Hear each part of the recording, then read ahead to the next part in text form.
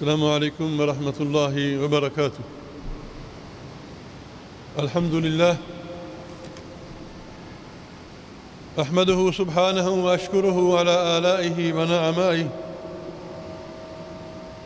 وأشهد أن لا إله إلا الله وحده لا شريك له، وأشهد أن سيدنا ونبينا محمدًا عبد الله ورسوله، صلوات الله وسلامه عليه وعلى آله وأصحابه ومن اهتدى بهديه واستنى بسنته إلى يوم الدين. أما بعد، ويقول الله سبحانه وتعالى في محكم تنزيله: أعوذ بالله من الشيطان الرجيم، إن فرعون علا في الأرض وجعل أهلها شيعا يستضعف طائفة منهم يذبح أبناءهم ويستحيي نساءهم إنه كان من المفسدين. صدق الله العظيم.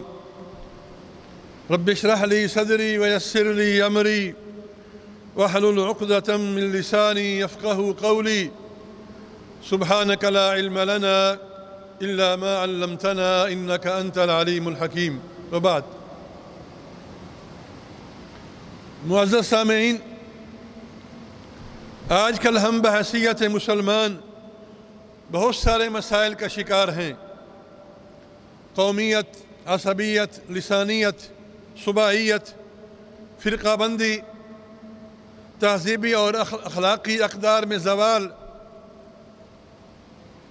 خود فریبی اور خدا فریبی جیسے مسائل کا شکار ہیں، اور بقول اقبال رحمۃ اللہ علیہ، فرقہ بندی ہے کہیں اور کہیں ذاتیں ہیں، کیا زمانے میں پنپنے کی یہی باتیں ہیں؟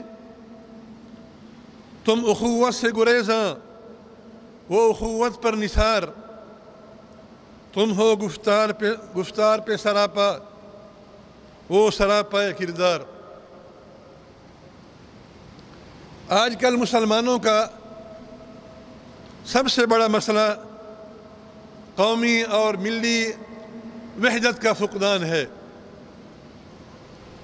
ہمارا مسلمانوں کا کوئی ایسا سسٹم نہیں ہے، ایسا نظام نہیں ہے جو ہم میں اتحاد، اتفاق اور آپس میں بھائی چارے کے لیے ہم اپنے آپ کو تیار کر سکیں۔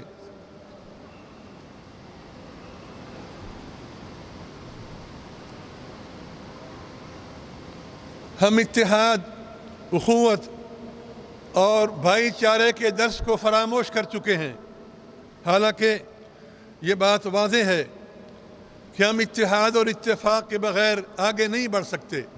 یہ چیز بالکل واضح ہے۔ نبی کریم صلی اللہ علیہ وسلم کا ارشاد گرامی ہے: وَكُونُوا عِبَادَ اللَّهِ إِخْوَانًا، اے اللہ کے بندو آپس میں بھائی بن جاؤ۔ المسلم اخو المسلم، مسلمان کا بھائی ہے۔ لا يحسده ولا يظلمه، نہ اس پر ظلم کرتا ہے، نہ حسد کرتا ہے، نہ اس کو بے یار و مددگار چھوڑتا ہے۔ اور بقول اقبال، منفعت ایک ہے اس قوم کی، نقصان بھی ایک ہے سب کا نبی، دین بھی ایمان بھی ایک، حرم پاک بھی اللہ بھی قرآن بھی ایک، کچھ بڑی بات تھی ہوتے جو مسلمان بھی ایک۔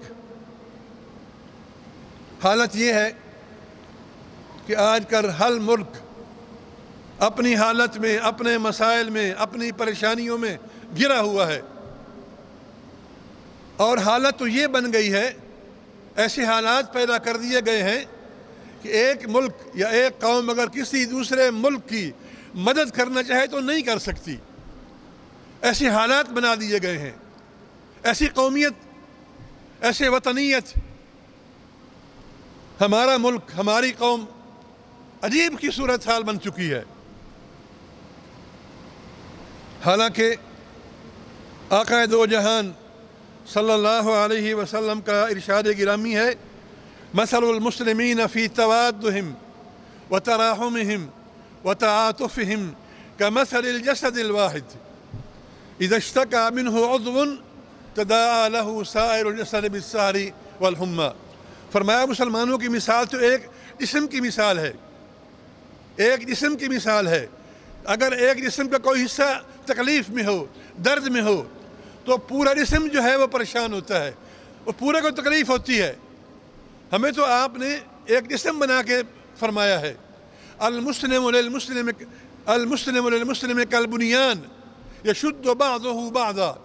فرمایا ہم تو ایک عمارت کی طرح ہیں، اینٹیں ملی ہوئی ہیں، ایک جیسے ہیں۔ لیکن یہ آپ کا فرمان تو حق ہے، لیکن جو ہمارا واقع ہے، جو ہماری کیفیت ہے، جو ہماری موجودہ صورتحال ہے، وہ اس سے بالکل مختلف ہے۔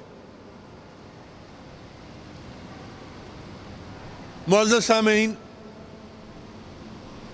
فلسطینیوں کی طرح بلکہ کشمیریوں کی طرح فلسطین بھی 70 سال سے ظلم اور قتل اور تکلیفیں برداشت کر رہے ہیں۔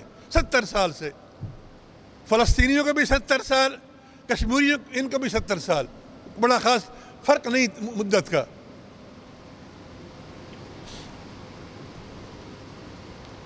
انہیں گھروں سے نکالا گیا، ان کا خون بہایا گیا، ان کی خواتین کی عزت کو پامال کیا گیا، جوانوں، بچوں اور بوڑھوں کو شہید کیا گیا۔ کیا کچھ نہیں کیا گیا، ہمارے سامنے سب کچھ ہے، تاریخ موجود ہے۔ لیکن عالمی ضمیر خواب خرگوش سے بیزار نہ ہوا، سوتا رہا۔ جب مسئلہ مسلمانوں کا ہے تو ہونے دو، چلنے دو۔ عالمی ادارے، عالمی تنظیمیں، جب مسئلہ مسلمانوں کا ہو تو پھر کوئی توجہ نہیں دی جاتی۔ آج کل بات ہے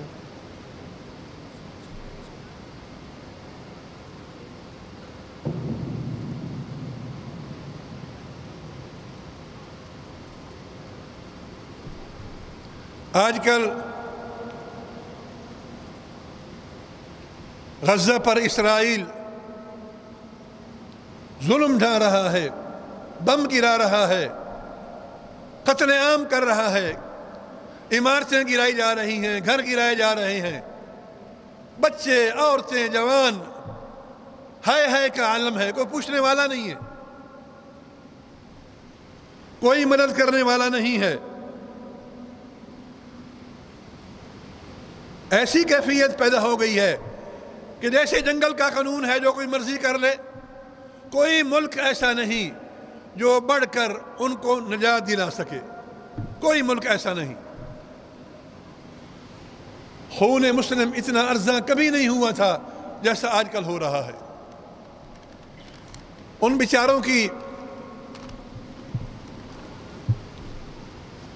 پانی بند، خوراک بند، غذا بند، راستے بند، ہر طرف سے بند ہیں، کچھ نہیں کر سکتے۔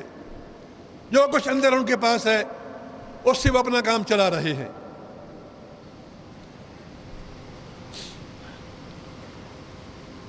معزز سامعین، جب تک ہم اتفاق و اتحاد کے ساتھ یک زبان ہو کر اپنے مسائل کے لیے کوشش نہیں کریں گے، ہمیں یہ ظلم سہنا پڑے گا، یہ خون بہتا رہے گا، یہ تکلیفیں برداشت کرنی پڑیں گی۔ کب تک ہم اقوام متحدہ پر بھروسہ کر کے بیٹھے رہیں گے؟ کیا کیا انہوں نے آج تک؟ انہوں نے کیا آج تک مسلمانوں کا کوئی ایک مسئلہ حل کیا ہے؟ دیکھ لیں، فلسطین کا مسئلہ ہے، برما کا مسئلہ ہے، کشمیر کا مسئلہ، کئی مسئلے ہیں، کچھ بھی نہیں ہوا، ہوگا بھی نہیں۔ کیوں؟ کہ مسلمانوں کا مسئلہ ہے۔ بعض لوگ کہتے ہیں کہ جی اللہ تعالیٰ مسلمانوں کی، فلسطینیوں کی مدد کیوں نہیں کرتا؟ عجیب سوال ہے۔ وہ جو بیچارے شہید ہو رہے ہیں، ان پہ ظلم ہو رہا ہے، اللہ تعالیٰ ان کی مدد کیوں نہیں کرتا؟ اس کا جواب قرآن نے خود دیا ہے۔ اللہ تعالیٰ فرماتے ہیں وَلَوْ يَشَاءُ اللَّهُ لَانتَصَرَ مِنْهُمْ وَلَكِنْ لِيَبْلُوَ بَعْضَكُمْ بِبَعْضٍ، اگر اللہ تعالیٰ چاہتا تو کافروں سے بدلہ ضرور لیتا، لیکن وَلَكِنْ لِيَبْلُوَ بَعْضَكُمْ، وہ تمہارا امتحان لے رہا ہے، تم کیا کرتے ہو، تم ان کی کتنی مدد کرتے ہو، تم ان کا کتنا ساتھ دیتے ہو۔ اللہ تعالیٰ کا اپنا قانون ہے، اپنا نظام ہے، اس کی ترتیب کو ہم نہیں جانتے، وہ زیادہ جاننے والا ہے، کیا کرنا ہے، کب کرنا ہے، یہ اس کے علم میں ہے۔ لیکن یہ آیت تو یہ کہہ رہی ہے کہ اگر اللہ تعالیٰ چاہے، اس کی منشا ہو اور اس کی مرضی ہو تو ان سے انتقام لے، ان کو سزا دے، اسے کون روکنے والا ہے؟ لیکن فرمایا نہیں وَلَكِنْ لِيَبْلُوَ بَعْضَكُمْ بِبَعْضٍ، اللہ یہ چاہتا ہے کہ تمہارا امتحان لے، تم کیا کرتے ہو ان کے ساتھ، تم ان کی کون سی مدد کرتے ہو، تم ان کے بارے میں کتنا دکھ اور کتنی ان کے بارے میں اچھائی سوچتے ہو۔ حقیقت یہ ہے میرے بھائیوں کہ فلسطینی بھی امتحان میں ہیں اور میں اور آپ بھی امتحان میں ہیں، دونوں امتحان میں ہیں۔ وہ اپنے امتحان میں شہید ہو کر پاس ہو جائیں گے، بامراد نکل جائیں گے، لیکن ہم ان کی مدد نہ کر کے اپنے امتحان میں فیل ہو جائیں گے، نامراد ہو جائیں گے۔ یہ میری بات یاد رکھو، وہ بھی امتحان میں ہیں بیچارے، صبر کر رہے ہیں، لاشیں اٹھا رہے ہیں، تکلیفیں برداشت کر رہے ہیں، لیکن وہ جب شہید ہو گئے تو اپنے امتحان میں کامیاب ہو گئے، بامراد ہو گئے۔ اور ہم اگر ان کی مدد نہیں کرتے، جو ہمارے بس میں ہے، جو کر سکتے ہیں، مجھے پتہ ہے کہ لوگ کہیں گے جی راستے بند ہیں، عالمی نظام اس طرح ہے، کوئی کچھ نہیں کر سکتا، ارے جو کرنا چاہے ہو سکتا ہے۔ آج بھی ایسی مسلم تنظیمیں ہیں جو وہاں آج کل بھی کام کر رہی ہیں، اور ان کے اپنے ذرائع ہیں، طریقے ہیں، وہ کر رہے ہیں، یہ ایسی کوئی بات نہیں ہے۔ میں وہی عرض کر رہا ہوں کہ مسئلہ امتحان کا ہے، وہ بھی امتحان میں ہیں اور ہم بھی امتحان میں ہیں۔ وہ شاید شہید ہو کر اپنے امتحان میں کامیاب ہو جائیں، لیکن ہم اپنی کوتاہی کی وجہ سے، ان کی مدد نہ کرنے کی وجہ سے ہم فیل ہو جائیں اور نامراد ہو جائیں۔ اللہ نہ کرے ایسا ہو۔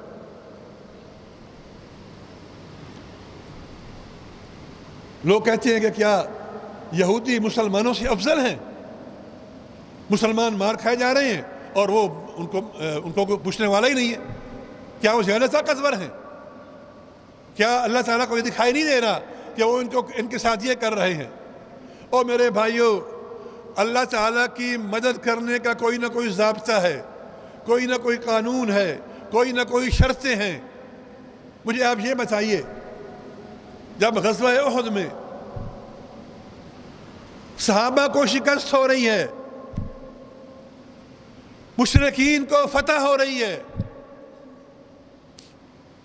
تو کیا مشرکین مکہ صحابہ سے زیادہ افضل تھے؟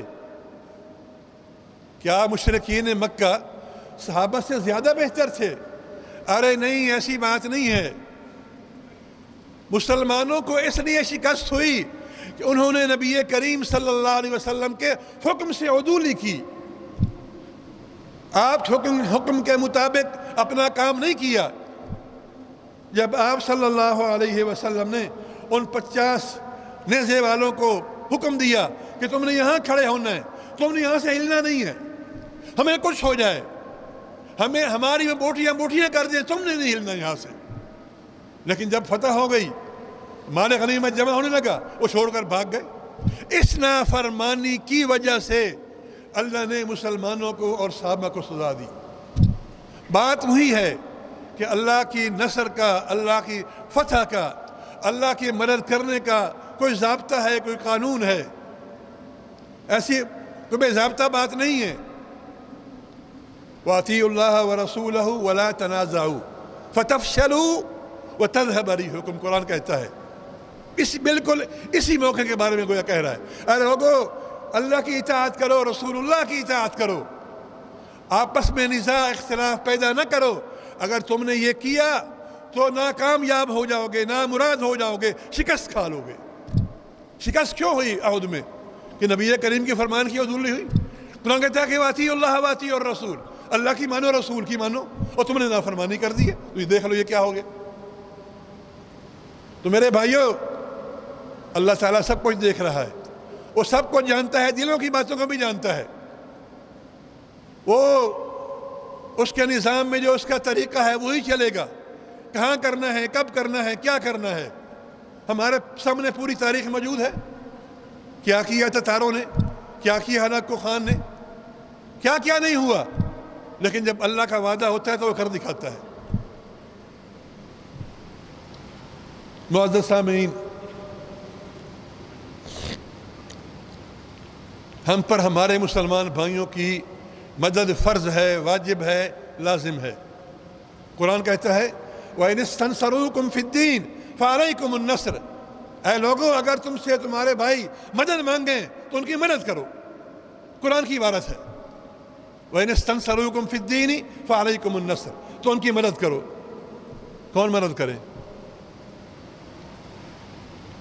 ایسی کیفیت پیدا کر دی گئی ہے کہ یار نفس و نفسی کا عالم ہے، اگر مدد کرنا چاہے بھی تو نہیں کر سکتا، کیسے کرے؟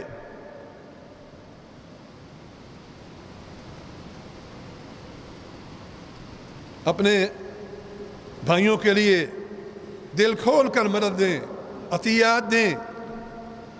ایسی تنظیمیں ہمارے ہاں بھی موجود ہیں جن کے بارے میں حکومت کو بھی اعتماد ہے، ہم عوام کو بھی اعتماد ہے کہ یہ پیسہ کھاتے نہیں ہیں، یہ ٹھیک جگہ پہ لگاتے ہیں۔ اگر آپ دیکھیں گے تو آپ کو مل جائیں گے، میں کسی کا نام نہیں لیتا، کل کو یہ نہ کہہ دیے فلاں کے لیے تشہیر کر رہا تھا، لیکن سب جانتے ہیں۔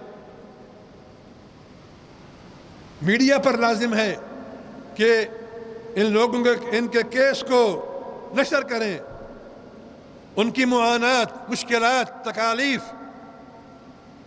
ان کے گھروں کو گرانا، قتل عام کرنا، ان سے غذا، پانی، دوا کو بند کرنا، منع کرنا، اس چیز کو عام کریں، شائع کریں، بلکہ عالمی میڈیا میں دیکھیں کیا ہو رہا ہے۔ یہ یہودیوں کے حقد، ظلم، زیادتیوں کو عام کیا جائے، لوگوں کو بتایا جائے کیا ہو رہا ہے، اور اس کے بعد ان کی مصنوعات کا بائیکاٹ کیا جائے، ان کی چیزوں کو نہ لیا جائے، نہ خریدا جائے۔ یہ ہم کر کے ان کی مدد کرتے ہیں۔ ہمارے لیے ایک صحابی جن کا نام آسال ہے، سمامہ بن آسال، وہ بہترین نمونہ ہے۔ وہ کیسے؟ جب وہ مشرک تھے، ایمان نہیں لائے تھے، تو یمامہ سے، نجد سے مکہ کے کافروں کے لیے گندم سپلائی کیا کرتے تھے۔ ان کو وہاں سے گندم لے آتے اور یہاں ان کو بیچتے۔ جب مسلمان ہو گئے تو اعلان کیا کہ مکہ والوں سن لو، واللہ لن تأتیکم حبۃ قمح حتی یأذن فی ذلک رسول اللہ صلی اللہ علیہ وسلم۔ مکہ والے سن لو، آج کے بعد تمہارے پاس گندم کا ایک دانہ نہیں آئے گا جب تک نبی کریم صلی اللہ علیہ وسلم اجازت نہیں دیں گے۔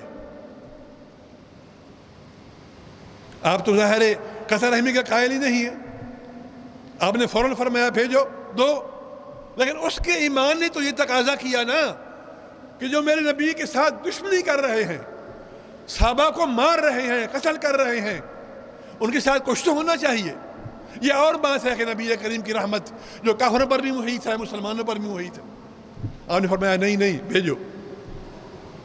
ہم کیا یہ کر رہے ہیں؟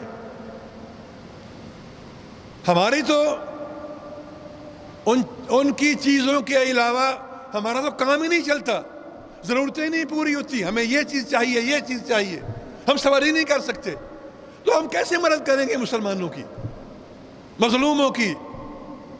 یہ بڑا عجیب مسئلہ ہے میرے بھائیوں۔ اور آخری بات کرتا ہوں، اگر کچھ بھی نہیں کر سکتے ہو ان کے لیے دعا تو کرو، یہ تو آپ کے بس میں ہے نا۔ ان کے لیے زارو زار دعا کرو، اللہ سے مانگو، دعا کرو، اللہ ان کی مدد کرے، اللہ ان کا ساتھ دے۔ یہ تو ہم کم از کم کر سکتے ہیں نا، یہ تو کریں، یقین کریں۔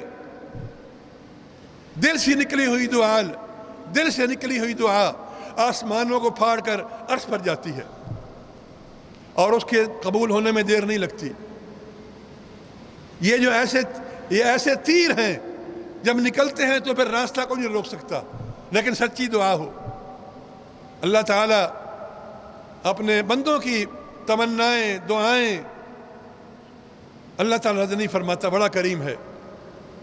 दुआ है कि अल्लाह ताला हम पर, हमारे मुसलमान भाइयों पर, गज़ा वालों पर, फ़लस्तीनियों पर, कश्मीरियों पर, हिंदुस्तान के मुसलमानों पर, जहाँ जहाँ मुसलमान मज़लूम हैं, अल्लाह उनकी मदद करे।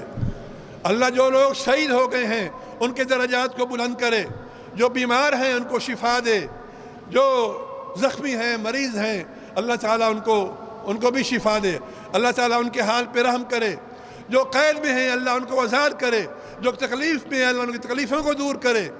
दुआ करो अपने भाइयों के लिए, मुसलमानों के लिए, बड़ी बुरी हालत में है, बड़ी तकलीफ़ में है, बड़ी परेशानी में है।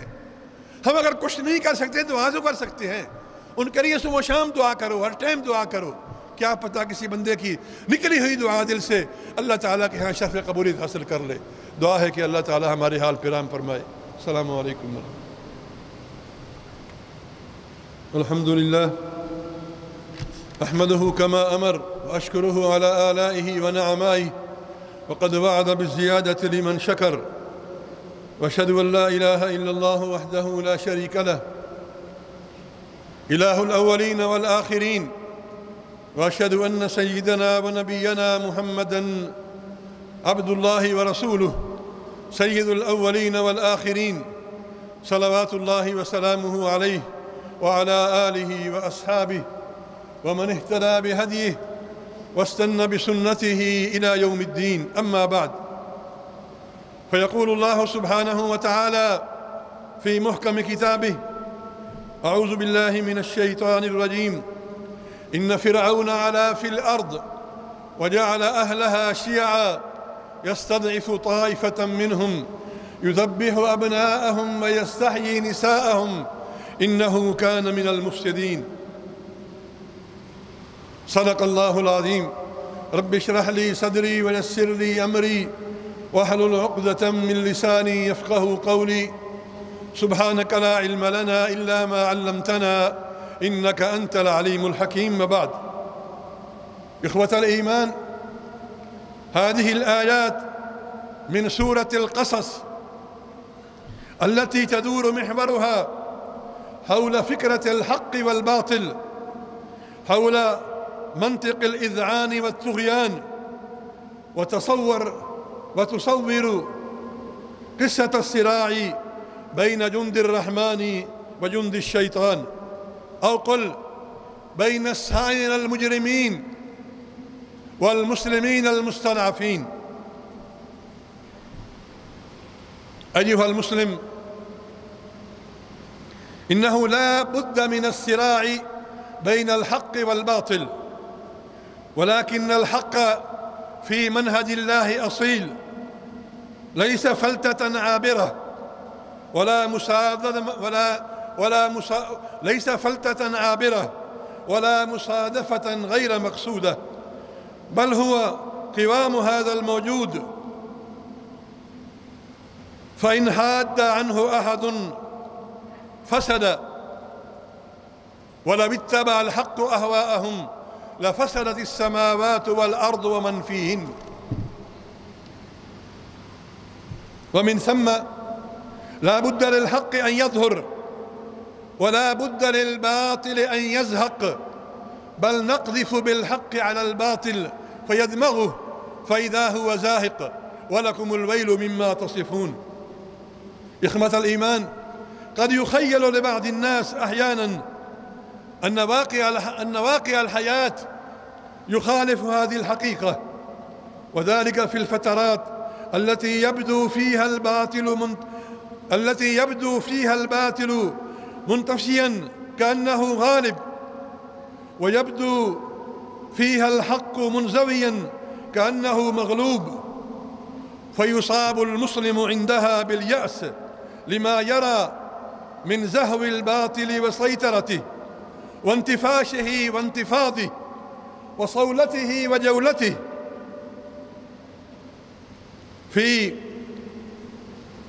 ولما يرى من هذا الفساد والظلم الذي يعم وجه الأرض في جاهلية القرن 21، وهذه الشقوة النكدة التي يعانيها أو تعانيها البشرية في مشارق الأرض ومغاربها، ولما يرى من تحتيم العقائد واللهو بالمقدسات والعبث بكل القواعد والقوانين والضوابط. يرى كل هذا فتضيق نفسه وتسوء حاله ويسيطر عليه اليأس وفقدان الأمل حتى يتمنى الموت، فيقول على لسان الشاعر: فيا موت زر إن الحياة ذميمة، ويا نفس جدي إن دهرك هازل.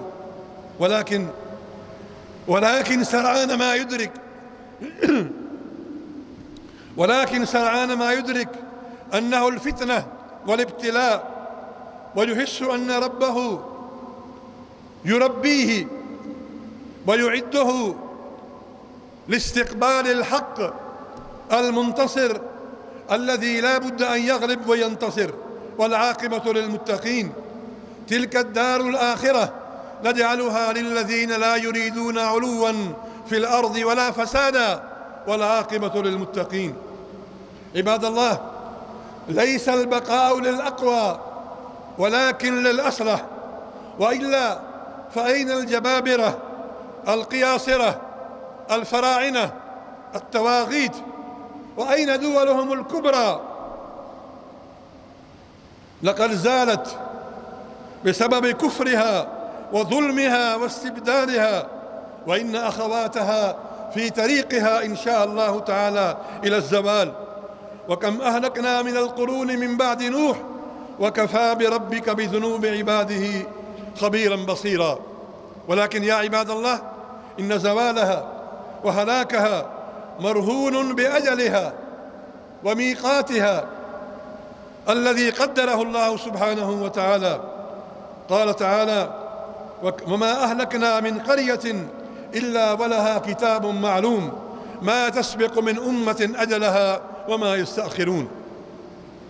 إخوة الإيمان، لا بد أن الله تعالى ينصر دينه ويعلي كلمته ويعز أولياءه، كما قال سبحانه وتعالى: يريدون أن يطفئوا نور الله بأفواههم والله متم نوره ولو كره الكافرون. وقال سبحانه وتعالى: إن الذين كفروا ينفقون أموالهم ليصدوا عن سبيل الله فسينفقونها ثم تكون عليهم حسرة ثم يغلبون. أعوذ بالله من الشيطان الرجيم. وعد الله الذين آمنوا منكم وعملوا الصالحات ليستخلفنهم في الأرض كما استخلف الذين من قبلهم وليمكنن لهم دينهم الذي ارتضى لهم وليبدلنهم من بعد خوفهم أمنا. بارك الله لي ولكم في القرآن العظيم وبهدي سيد المرسلين، والحمد لله رب العالمين.